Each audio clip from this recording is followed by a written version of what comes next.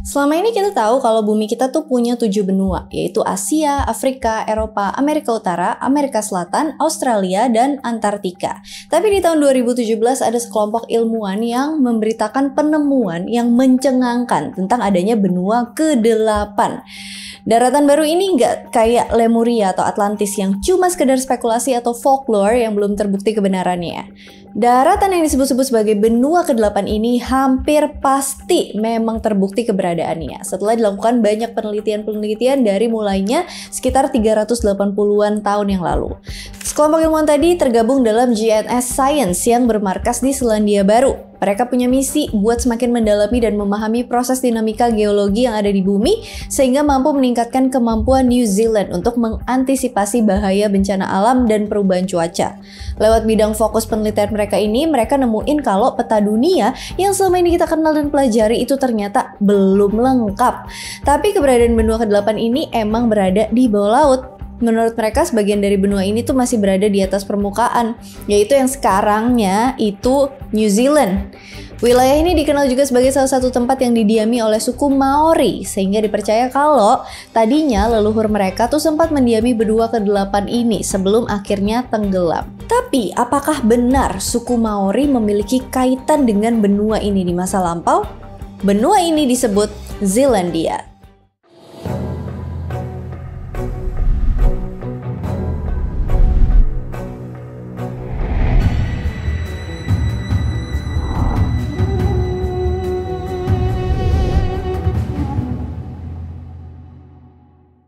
Latar belakang penemuan Zealandia.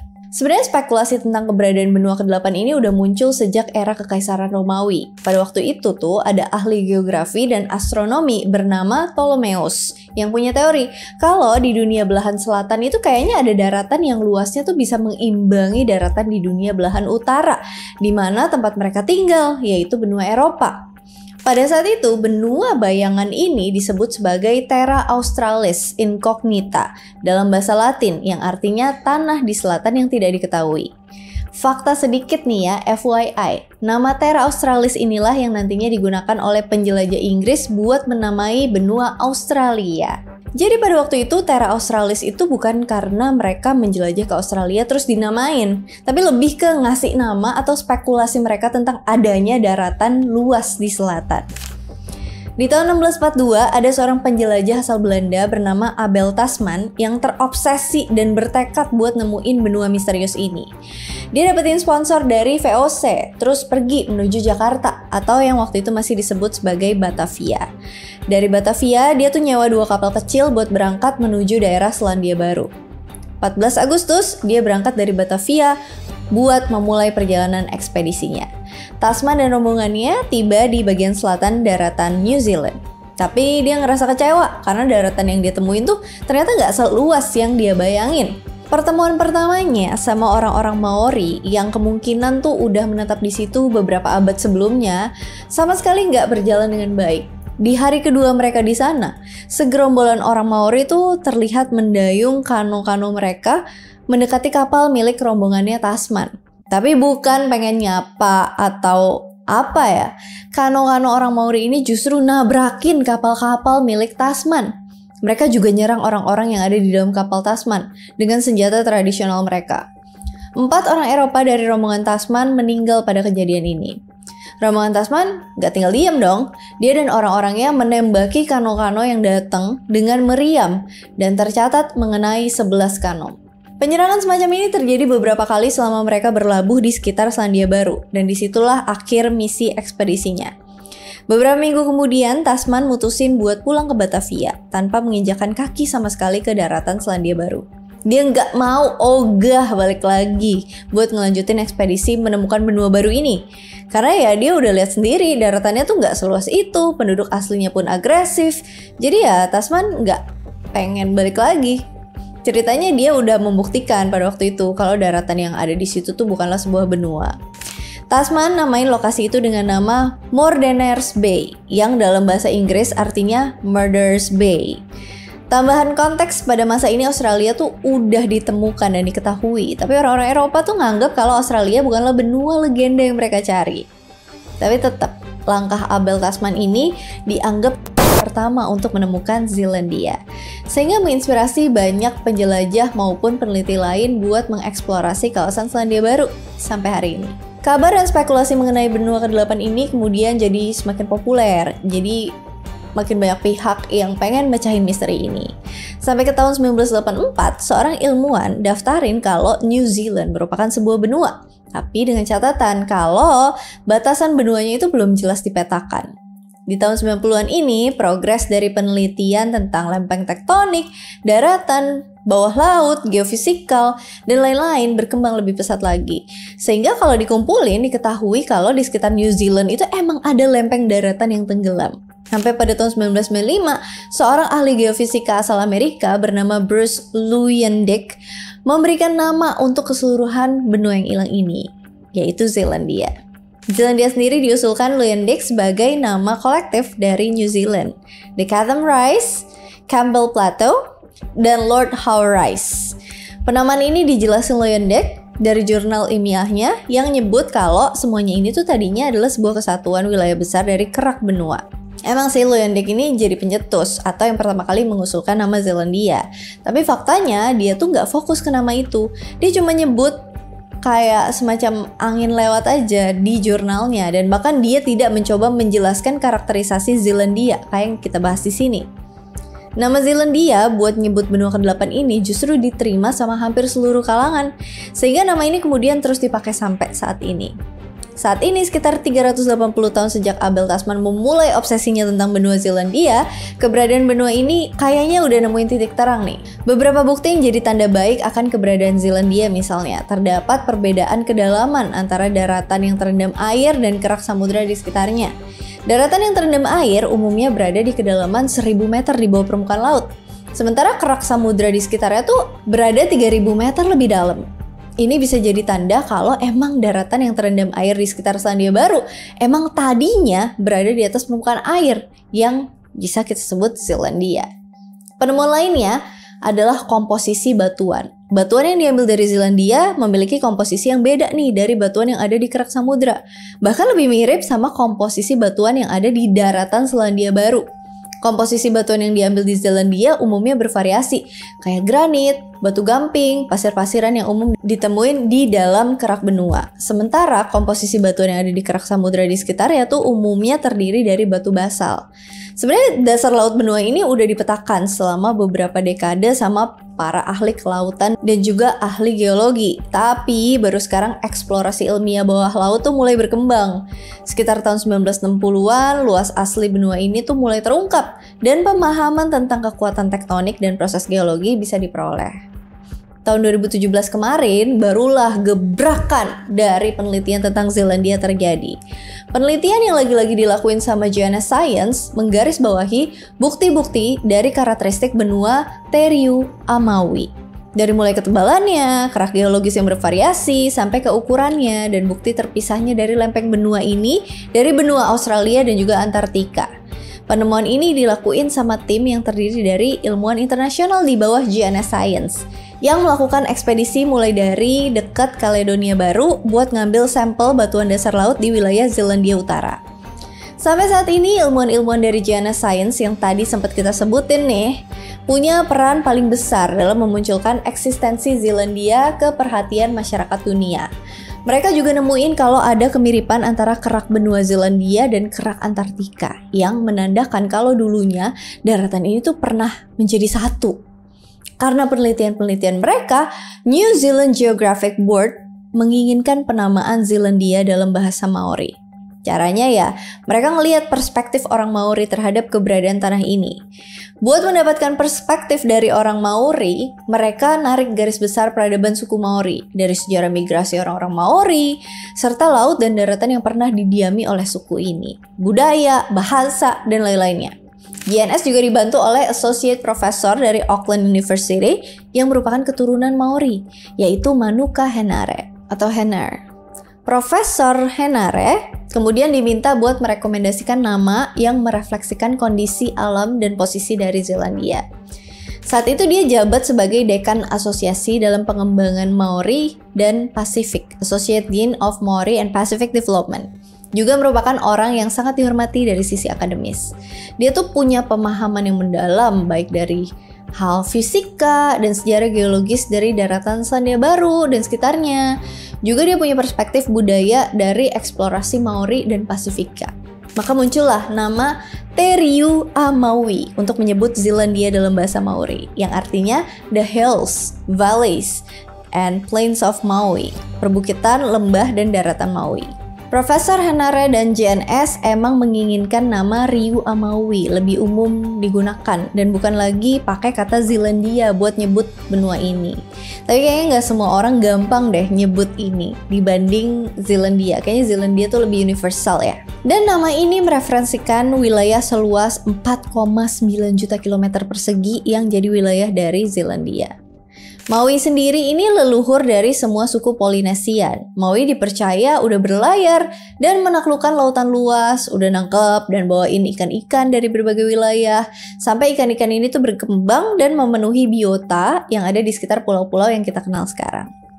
Kalau diterjemahin secara harafiah dari bahasa Maori, Riu itu artinya adalah bagian lambung dari kano. Atau bisa juga buat nyebut baskom, bagian tengah dari tubuh, misalnya perut atau badan, atau bisa juga sesuatu yang menahan beberapa bagian jadi satu kesatuan gitu. Sehingga dalam hal geologi, Te Reo a Maui bisa diartikan sebagai pusat dari alamnya Maui. Nah, daratan New Zealand atau dalam bahasa Maorinya disebut Aotearoa, diketahui cuma merupakan sebagian aja dari keseluruhan Te Reo a Maui. Kurang lebih cuma sekitar 35% dari keseluruhan yang muncul di atas permukaan laut. Kepulauan Aotearoa, Selandia Baru, merupakan dataran tinggi yang muncul dari benua yang tenggelam. Tahun 2020, peta yang nunjukin bathymetry atau bentuk dari dasar laut dan tektonik atau pondasi batuan dari benua ini tuh dipublish. Abis pemetaannya dirilis tahun 2023, para peneliti JNS melakukan penelitian lebih lanjut pakai sampel batuan dasar laut dan mengkonfirmasi 3 penemuan kunci tentang benua ini. 3 penemuan kunci itu adalah pemetaan sempurna dari seluruh wilayah Zealandia, penemuan adanya wilayah vulkanis raksasa yang jadi tanda pecahnya superkontinen Gondwana, dan adanya batuan granit purba yang disebut median batholith. Keberadaan benua ini emang terkonfirmasi, terutama sampai di tahun 2024 ini, setelah banyaknya pemetaan, pengambilan sampel geologi, dan lain-lainnya. Dilansir dari BBC, penemuan-penemuan ini juga didukung dari adanya pengambilan citra satelit yang bisa digunain buat menelusuri variasi pada gravitasi bumi di setiap bagian yang beda nih, di peta lempengan dasar laut. Pakai teknologi satelit, kita hampir bisa ngelihat Zealandia secara jelas. Kelihatannya tuh hampir sebesar benua Australia. Terus apa dong pengaruhnya bagi New Zealand kalau benua ini akhirnya diakui oleh ilmu internasional nantinya?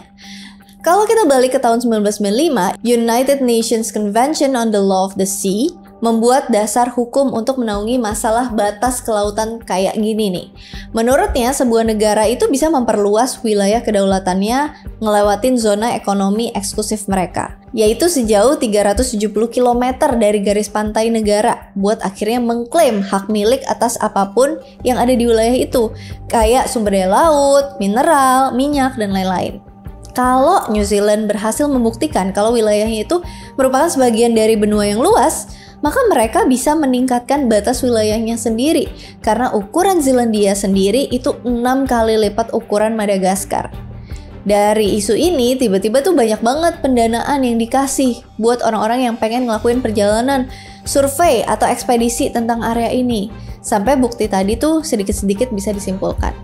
Artinya, kalau nantinya bisa diakuin, maka seluruh sumber daya alam yang terdapat di atas wilayah Zealandia sepenuhnya akan menjadi hak milik New Zealand.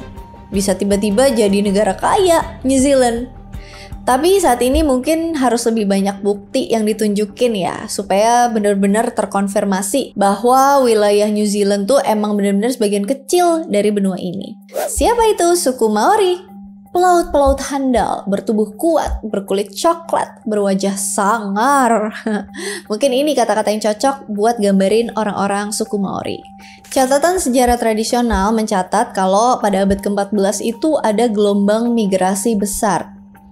Puncaknya disebut sebagai armada besar berlayar dari daerah yang disebut Hawaii Key, tanah mistis yang biasanya diidentifikasi sebagai Tahiti. Mereka ini orang-orang Polinesia yang berbondong-bondong bermigrasi ke daerah New Zealand. Bukti bidang genetika, arkeologi, linguistik, antropologi fisik gambarin kalau nenek moyang orang Polinesia itu bisa ditarik kembali ke penduduk asli Taiwan. Ciri-ciri fisik orang Polinesia itu tubuhnya cenderung tinggi, kulitnya coklat muda, lebih terang dari penduduk di Mikronesia dan Melanesia. Rambut mereka hitam lurus, bisa juga sedikit bergelombang. Sejarah suku Maori itu bermula ketika para pelaut Polinesia ini datang ke New Zealand. Catatan sejarah tentang suku Maori ini banyak didukung lewat penemuan-penemuan arkeologi dan memperkirakan kedatangan mereka di New Zealand itu sekitar 1300 Masehi. Dan mereka tuh punya iwi atau suku. Nah, masing-masing dari iwi ini mengakui leluhur yang sama. Bisa ditelusuri lewat salah satu atau kedua orang tua mereka. Terus migrasi mereka itu dilakuin pakai kano, yaitu kapal-kapal tradisional bangsa Polinesia. Setelah beberapa abad terisolasi di daratan New Zealand, akhirnya mereka membentuk budayanya sendiri. Sejarah awal suku Maori secara umum dibagi ke dalam dua periode, yaitu periode Arkais sekitar tahun 1300 sampai 1500 Masehi, yaitu awal kedatangan dan mulainya peradaban mereka. Terus periode Klasik sekitar tahun 1500 sampai 1642. Dalam periode Klasik, populasi mereka tuh semakin bertambah, sementara tanaman yang mereka bawa dari tempat asal mereka sebelum bermigrasi itu nggak bisa tumbuh baik di daratan New Zealand ini. Alhasil suku Maori jadi harus ngandalin teknik berburu. Jadilah banyak spesies yang punah karena perburuan mereka yang masif. Nah, karena populasi yang semakin penuh, ditambah sumber dayanya semakin terbatas, muncullah persaingan sampai melahirkan budaya petarung di antara sub-suku mereka. Desa-desa mereka mulai dilindungin, dipagerin gitu, buat jadi benteng antar sub-suku. Karena hal ini, setiap sub-suku jadi punya budaya yang beda-beda juga. Dari sini muncul budaya Haka, yaitu sebuah tarian atau seruan perang. Kalau saat ini, Haka bukan lagi buat nantang atau buat perang, tapi lebih ke seruan untuk kayak kesenangan, sambutan buat tamu penting, acara-acara pernikahan atau pemakaman, atau buat kayak celebrating prestasi. Pada awal 1500-an ada sekelompok orang Maori dari beberapa suku yang berbeda yang mutusin buat pindah ke Kepulauan Katam dan membentuk sebuah suku baru yang cinta damai bernama Moriori. Sejak kedatangan orang Eropa yang dimulai dari Abel Tasman tadi, mereka mulai mengenal makanan, teknologi, senjata, sampai ke budayanya orang Eropa, terutama dari Britania Raya. Tahun 1840, banyak kerajaan Inggris dan banyak kepala suku Maori menandatangani perjanjian Waitangi, sehingga memasukkan New Zealand sebagai bagian dari Imperium Inggris. Awalnya hubungan mereka berjalan baik dan damai, tapi sejak adanya konflik penjualan lahan, banyak perseteruan yang terjadi antara orang Maori dan orang Eropa, yang berujung pada puncak konflik di tahun 1860-an dan penyitaan lahan besar-besaran dari para orang Maori. Perang-perang kecil itu sering terjadi, ditambah adanya wabah penyakit, bikin populasi suku Maori menurun di tanah New Zealand. Di awal abad ke-20, hubungan antar warga itu mulai membaik, dan populasi warga Maori itu akhirnya bisa bertambah lagi. Tahun 1960, ada gerakan protes Maori yang meminta ganti rugi atas kerugian historis, di mana mereka merasa kalau tanah mereka tuh dirampas dan budaya mereka sedikit demi sedikit disingkirin. Sejak itu, upaya buat menyetarakan kedudukan sosial, politis, kultural, dan ekonomis orang-orang Maori itu semakin diupayakan, sampai akhirnya mereka hidup berdampingan sampai saat ini. Tapi itu pun masih dengan sedikit konflik ya, yang biasanya tentang nominal pergantian yang dirasa kurang sama orang-orang Maori. Konspirasi peradaban di Zeelandia. Kalau kita mau ngomongin kisah-kisah kontroversial tentang gimana peradaban di Zeelandia sebelum terbentuk kayak sekarang ini, agak susah. Karena itu tadi penelitian-penelitian yang udah berjalan dari mulai pergerakan pencariannya selama 380 tahun ya, malah makin mengkonfirmasi kalau benua ke-8 ini tuh emang bener adanya. Bisa ditelusuri mulai dari superkontinen Gondwana, terus pecahannya jadi Antartika, Australia, sama Zeelandia. Apakah ada kemungkinan peradaban kuno di Zealandia sebelumnya?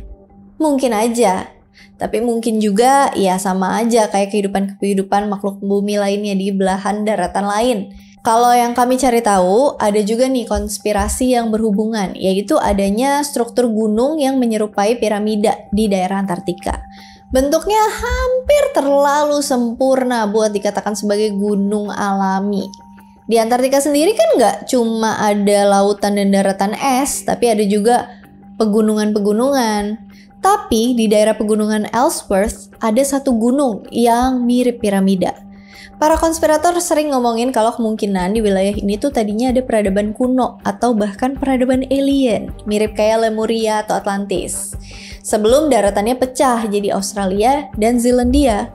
Tapi teori ini juga dipatahin buat dikaitin sama peradaban kuno di Zealandia. Pertama, karena asal-usul suku Maori kuno itu bisa dideteksi. Mereka ya orang-orang Polinesia yang bermigrasi dari utara ke selatan. Sementara Antartika itu adanya kan di selatan. Kedua, pecahnya superkontinen Gondwana itu terjadi jauh sebelum sejarah peradaban manusia. Jauh sebelum orang-orang Polinesia bermigrasi. Ketiga, yang paling mematahkan nih, pakar geologi yang dipimpin oleh Profesor Rick Knott mengatakan kalau pembentukan gunung menjadi seperti itu bisa terjadi karena adanya konvergensi gletser. Dia ngejelasin bentuk mirip piramida ini tuh bisa terbentuk karena erosi yang melingkar tajam dari beberapa gletser yang menyimpang dengan titik pusat yang sama. Semua teori pematahnya itu memang masuk akal, saintifik ya, ilmiah, logis gitu. Tapi kalau menurut kalian gimana, Gigs? Apa bisa jadi Maui yang dipercaya sebagai leluhur para ras Polinesia itu sebenarnya adalah sosok yang sempat mendiami Gondwana? Who knows? Ada juga legenda yang menghubungkan Zealandia dengan peradaban Mu. Kalau kalian ingat di videoku tentang Lemuria, legenda tentang Mu itu kan ditemukan dalam artefak kuno, di mana ada disebutin juga kalau berhubungan sama peradaban Mesir kuno.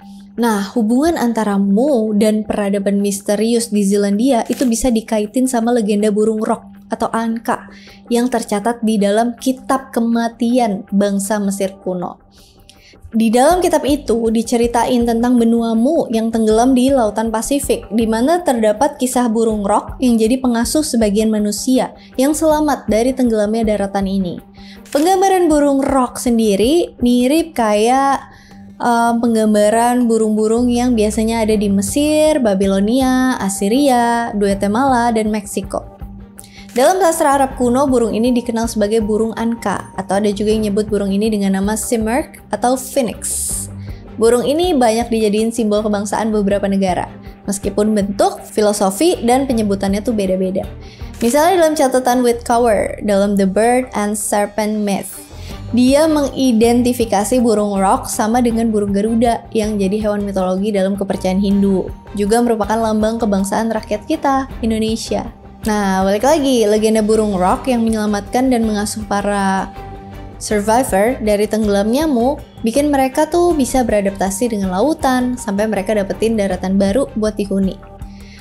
Para penyintas ini jadi tersebar, ada yang sampai di Mesir, sampai membentuk peradaban Mesir kuno. Ada juga yang mendiami wilayah Asia yang nantinya jadi leluhurnya orang Polinesia. Asuhan burung rock ngasih pelajaran ke umat manusia supaya bisa mengarungi lautan. Jadi mereka mampu bikin peralatan-peralatan penunjang kayak perahu atau kano kayak orang-orang Maori.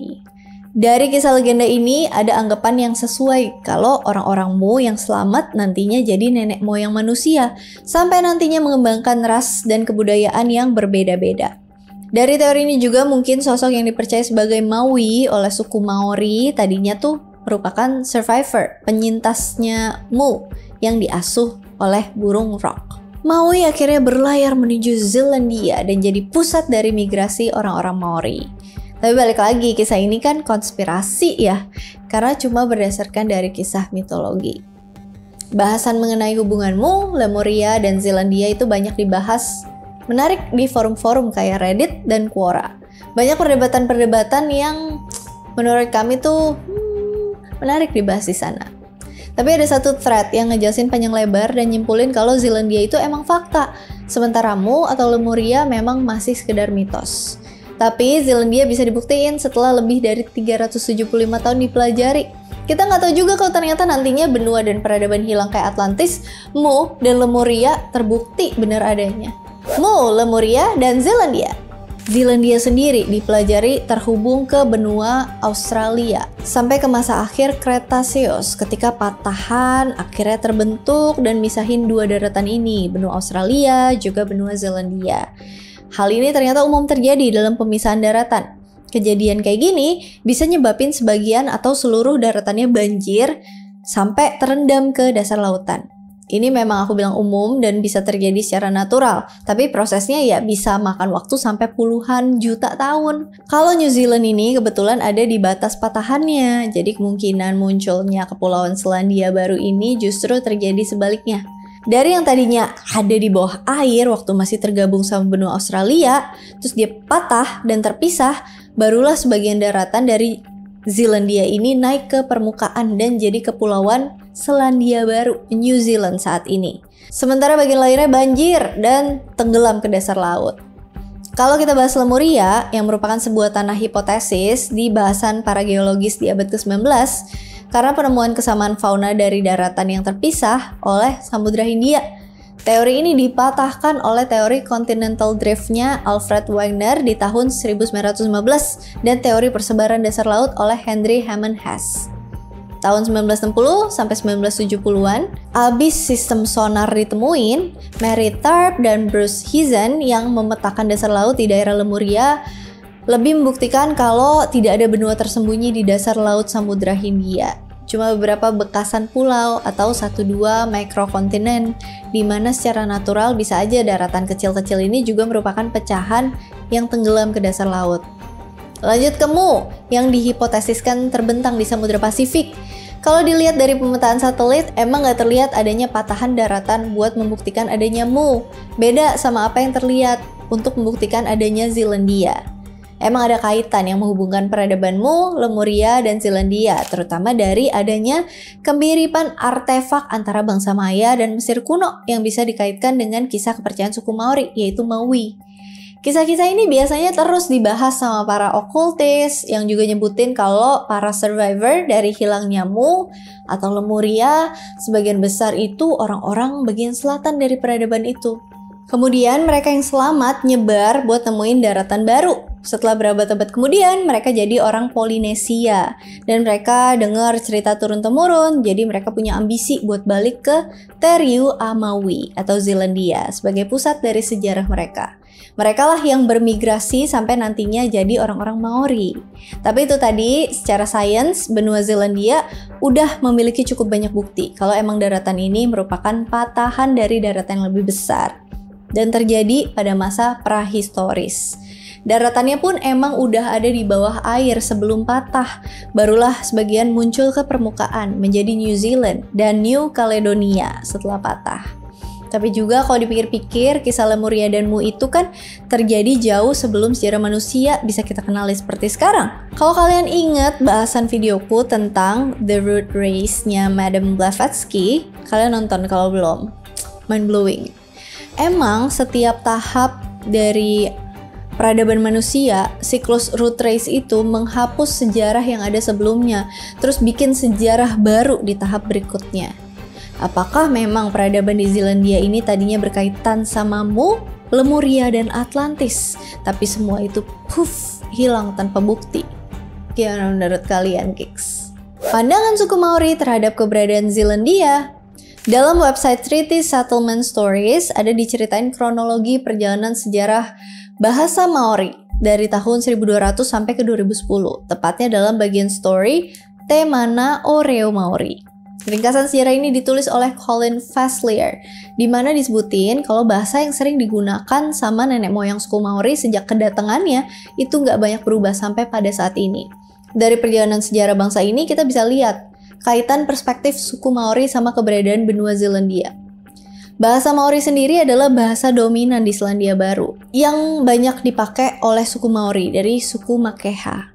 Mulai sekitar tahun 1814-an, bahasa Maori mulai sedikit banyak dapat pengaruh dari bahasa Inggris juga Perancis karena adanya penambahan pemaknaan kayak mier yang artinya sayang atau honey atau paroa yang artinya roti atau tepung. Karena sebelumnya mereka nggak punya sebutan sayang, atau mereka sebelumnya nggak kenal roti. Dari perkembangan bahasa ini, kita tahu juga kalau memang mereka punya kepercayaan akan leluhurnya, Maui, yang bawa mereka ke tanah Selandia Baru ini. Mereka percaya bahwa Maui lah yang memberikan mereka segala sumber daya yang diperlukan dalam rupa-rupa hewan-hewan di alam liar.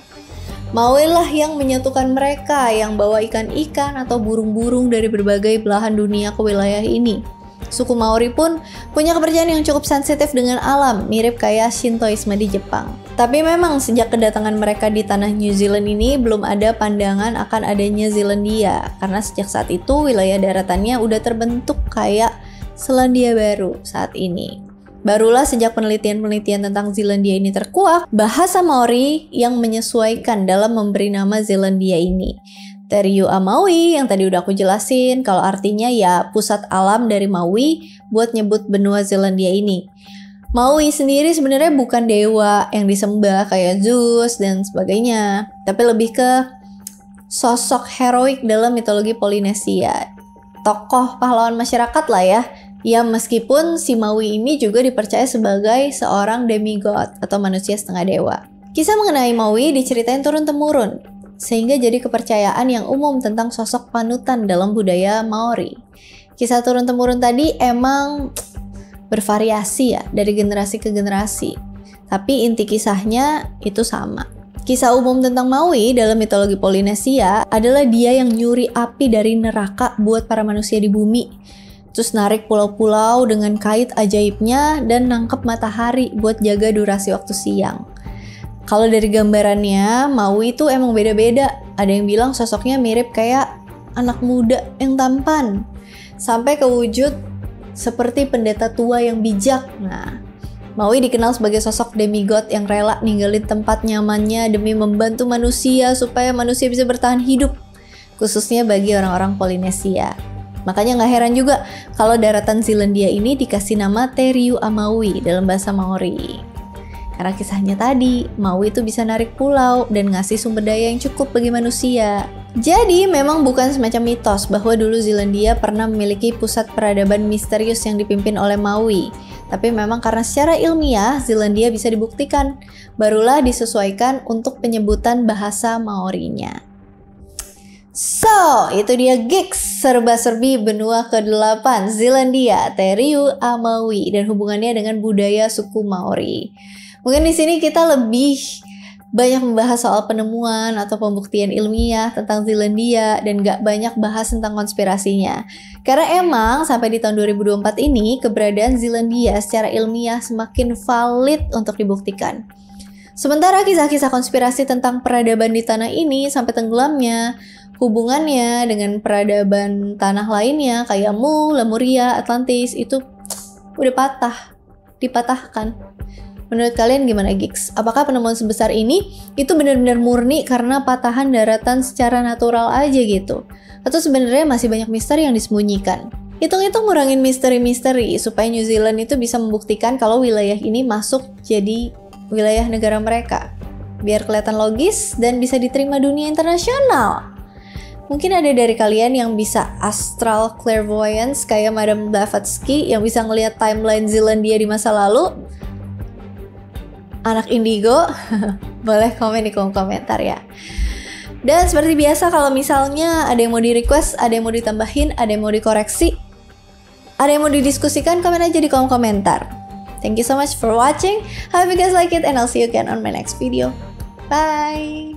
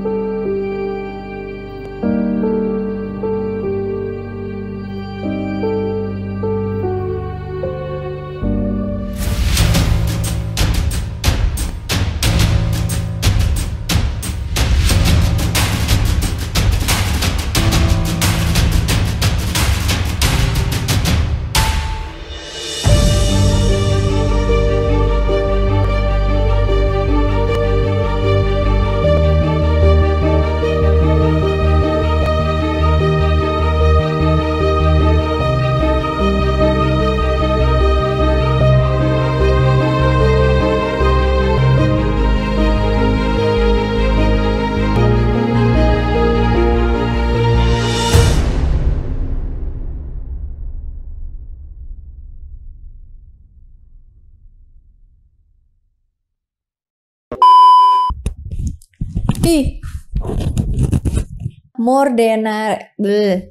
Mordeners. Diketahui merupakan sebagian dari susah. Tapi lebih ke seru-seruan. Tapi lebih ke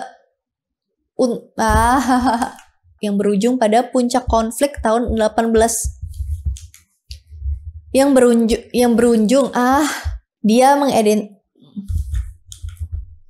dia mengidentifikasi